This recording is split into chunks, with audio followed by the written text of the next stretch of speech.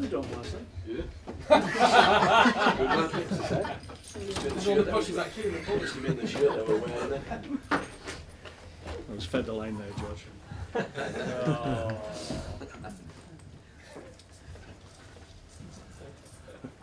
like that. Oh, are you okay? Not bad. Mark, FA Cup, some really impressive performances by a number of players who haven't had much of a run out of late. Who comes into your thinking maybe for the Premier League game, especially because you've got so many games in such a short space of time now? Yeah, obviously it was an opportunity to give some guys around that game time, but it wasn't a case of people making themselves known to me, because I see them every single day in training, to be perfectly honest, and they all apply themselves really, really well, and that's credit to them, because a lot of the guys have probably, it's fair to say, are frustrated and disappointed this year, but they've kept going and always available, always putting their hand up to be involved, and that shows them great credit as professionals. So I didn't really need them to perform at the weekend. Obviously they did, but a lot of them show me on a daily basis what I need to know. Anybody stand out in particular for you? No, I think they all did well. Obviously, when you haven't played as a group together, you lack a little bit of the fluency that maybe guys that have played week in, week out. So that was to be expected, and we saw a little bit of that. But I felt as a group they applied themselves really well, which is the important thing. Got the job done, scored 2 great goals as well along the way, showed their quality. Peter, obviously, and John, great finishes. That's taken the game away from a spirited Doncaster side. So after the game, we were all delighted. A lot of positives. Jakob Haugaard came in and acquitted himself really well, so that's reassuring for us. Obviously, we've got a situation we share at the moment, which hasn't resolved itself, so it was important that I understood that Jakob could come in and do well, which we all suspected he would do, but it's reassuring at the moment, because if we did have a problem, touch wood, we don't, with Jack, then we've got to enable replacement to come in, we feel. You mentioned Peter Crouch there. He scored. Inevitably did some interviews afterwards, and he said something that he said to us before, in fairness, that he'd like to stay here, but he would like to be playing first team football as well, and if that means he's got to move to do it, he might have to think about that. Are you prepared to listen to offers for him now? Oh no, my stance on it is quite clear. Pete's a big part of what we're doing here. We give him a new contract to obviously emphasise that point. He's one that obviously have disappointed more than most in terms of game time, but every game we play, he's always figuring in my thoughts, albeit he hasn't played as many games as he would have liked, and in comparison to this time last year, he's way behind in terms of appearances. But so I can understand when he's interviewed after a game, people question him about his current situation and is he frustrated. Of course, obviously, absolutely he is, but he wants to play. He's at the stage of his career where he wants to keep on playing. There's no reason why he can't. That's why we give him a longer contract than he was on, because we feel certainly he can play at this level for any number of years, but ideally we want that to be with us. So we're not encouraging anybody to come in. We've got a period coming up now which arguably is as intense for us as the festive period was, so it's not a case of looking to get people out really. We'll only do it if we think it suits the player involved and it suits us, more importantly. You have tried to play a pretty settled squad for a lot of the games, but you mentioned that Norwich and Arsenal at home in the space of 5 days, Capital One Cup second leg to come as well, and the midweek extra Premier League fixture. Are you going to have to change it after the busy Christmas period? Are you going to have to sort of utilise the squad? Yeah, I mean, we did it at the weekend to good effect, and we'll be able to get people up to speed. We've got players that didn't play at the weekend who've rested, and hopefully will be available. But yeah, I think certainly the period that we face now, we've got obviously the next round of the Cup, which in terms of the draw could have been easy. So we've got another Premier League team to go up against away from home, so that's another demand on us. So it is a really strong period at the moment, so we're going to need everybody. Marko Arnautovic and the contract talks, there are suggestions that the talks haven't gone very well at the start and that he might want £100,000 a week in his new contract. Tell us what's really happening there. No, there's negotiations. I think figures getting bounded about is just supposition. People taking a stab in the dark. Really, they have no idea in terms of the details of the contract, and why would they? So, no, it's ongoing. It's what I said last week. There's a negotiation to be done. Agents will come in high, we'll go in low, and eventually you meet in the middle. And I've said that many times. That's how it works, and we hope it will get done quickly. But just because I think it'd be beneficial to Marco, really, because he wants to know where he's going and where he's going to be and settled. And I think that applies to most players. And if they have that security of understanding where they're going to be in the next few years, it can help them. But he's in a good place at the moment. He's playing well. It's sometimes people suggest lengthy negotiations on new contracts affect the player, but I haven't seen any of that in terms of Marco, so it's not affecting him adversely. So there's no issue with it. Possible incomings. You've been linked with Silo Berahino. I think people believe he would be an addition to the squad that would be a welcome one for you.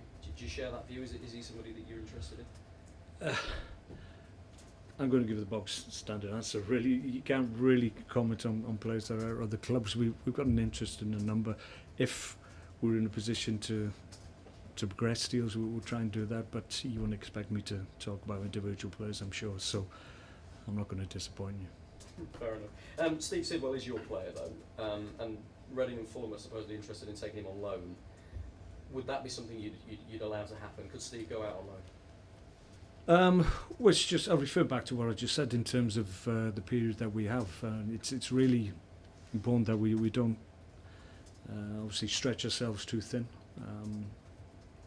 Steve, more than anybody, and we've mentioned Crouchy, but Stevie Sidwell's been fantastic in terms of his professionalism and his attitude to being out of the team and not getting opportunities, and that's credit to him. But yeah, there's interest, but he knows the situation we are in at the moment in terms of games, so it would have to be at a time where I felt we could allow him to go,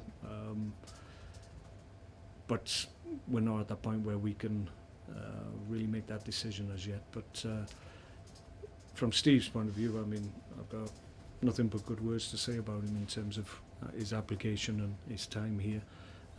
There is interest, and why wouldn't there be, because he's a good player. But I've had conversations with him, and he knows the situation, that if it suits us and it's something that Steve was open to, then we'll discuss it at further length further down the line. But first and foremost, we have to protect our own position here. I want to ask you about the system you've been playing with, this false number 9, which has had some massive success against some of the bigger clubs. Maybe less so against Liverpool when they played the high pressing game here in the Capital One Cup. Where are you in your thought process with that? Is it something you might use in some games but not with others? Are you still seeing how it bears in? Yeah, I think it's fair to say that. Obviously I wanted to see it. I wanted to see it, how we functioned and whether or not it was a good option for us. That was confirmed it was, because in some games, as you said, we were exceptional playing that way. But in other games, less so maybe. And I think it's fair to say it is an option, but it's not something that will persevere in every game. I think there's always a case for horses for courses, and picking teams that need different problems set for the opposition. So maybe different personnel would set different problems for different oppositions. So yeah, we're getting to know it. We think it's a great option for us in the right games, but in other games possibly I need to look at changes in personnel just so that we're covered in terms of eventualities and what problems we can set certain teams. What do you reckon about Norwich? Won through the last 4 in the Premier League. One of the teams that have come up, all 3 teams that have come up have impressed an awful lot of people, and Norwich perhaps as much as anybody. Yeah, I think with Norwich, obviously they went down, but predominantly they kept a really strong group of players that had an experience of the Premier League, and obviously they went down, came back, and a lot of those players are still there, and that experience is vital. I think it's really difficult to come up as a promoted side, and if you haven't got a group of players that understand how hard the Premier League is, then it takes you takes you back somewhat, and I think some of the teams have found that. Not so much Watford, and you sense now Bournemouth, they're getting to grips with it as well and starting to get good positive results. But Norwich, you always felt of the three would be the ones that would deal with it better than most, just because of that experience in terms of their personnel that had been here before. So it doesn't surprise me. Obviously, results of late have buoyed them, because maybe prior to the last 4 or 5 games they were a little bit anxious, maybe, but wins on the board obviously affect confidence in a positive way. So they're in a good place at the moment.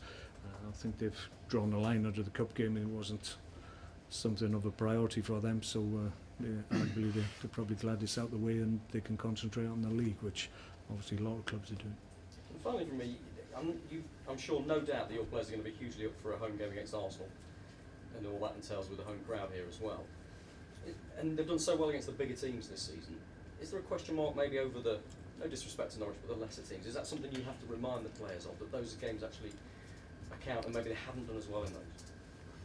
I know, I take your point, but I don't think it's through complacency or underestimating the challenge of different teams.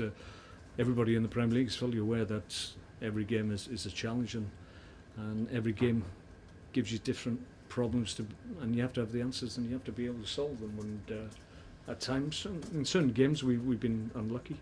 Other times we haven't performed, because similar to the Liverpool game here, at times you have to give credit to the opposition, and teams have come here and frustrated us, and at times have got breaks that have taken games away from us. I think Crystal Palace was certainly a case in point where we felt we should have got something out of that, and they get a wonder goal at the end of the game. That takes the game away from us. So for the most part we've been okay, but teams in and around you, you can get that distance between ourselves and the teams in the bottom half. Ideally we want to be solid in the top half for the rest of the season now, and a game against Norwich that hopefully will create that gap between the ones that in the bottom half and the ones in the top half. So that's the challenge for us. Thank you. Mark, Okay. you just talked about what you just talked about there. How much does mental fatigue come in this period as well? Because obviously, it's going to be really difficult to play teams in and around you and keep that mental, Yeah, take your point. No, it's a combination of both. You've got to be strong physically and mentally, and for the most part we are. I think at the weekend you saw different challenge. Obviously we against lower league opposition, and we had to be spot on mentally, and I think that's exactly what we were.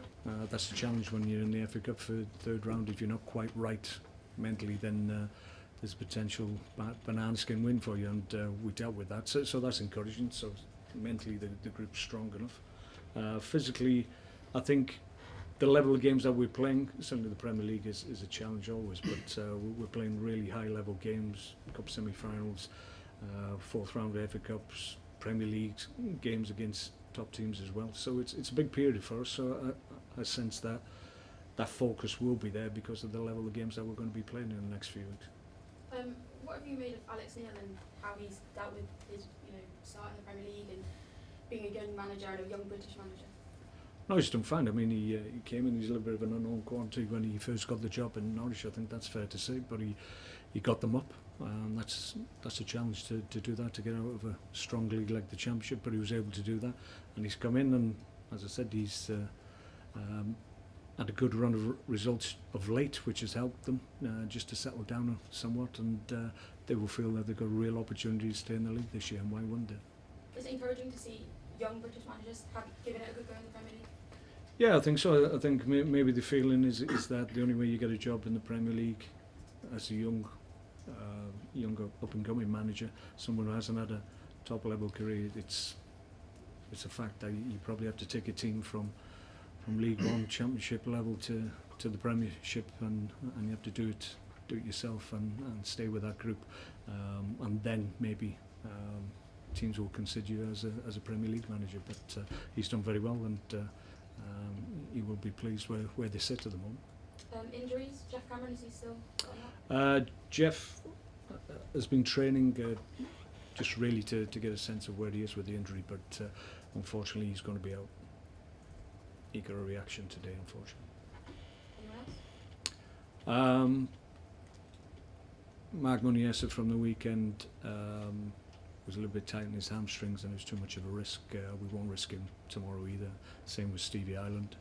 Other than that, I think it's as we were at the weekend. Mark, just in terms of the performances at the weekend and also what you're saying there about the false nine system, sometimes it might be the right thing, sometimes not. I was thinking particularly about Jonathan Walters, obviously scored another good goal. He's not got a bad goal scoring record this season, so would it be fair to say that he has put himself into your thoughts even if he wasn't there already for tomorrow night?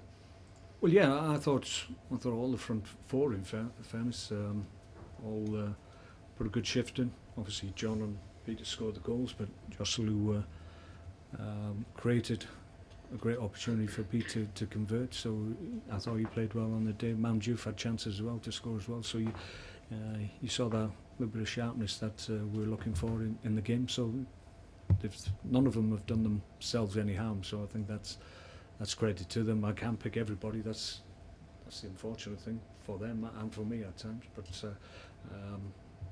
it's just reassuring from my point of view, given the period that we have ahead of us, that I've got quality players that can be called upon if we need them. Just one other thing that I was going to ask, it said in the statement about Ollie Shenton this morning about the possibility of him going out on loan quite soon. Where are we at with that? Is there it's something we'll look at. Ollie's probably at that stage now where he's ready to go out. He's still a young man, obviously. He's only just 18 or so. So we're cautious with him. Because it's the next step in his development, but certainly that's something we'll try and do. If it doesn't happen this window, then certainly next year we'll try to get him out and get him at a good level to continue his development.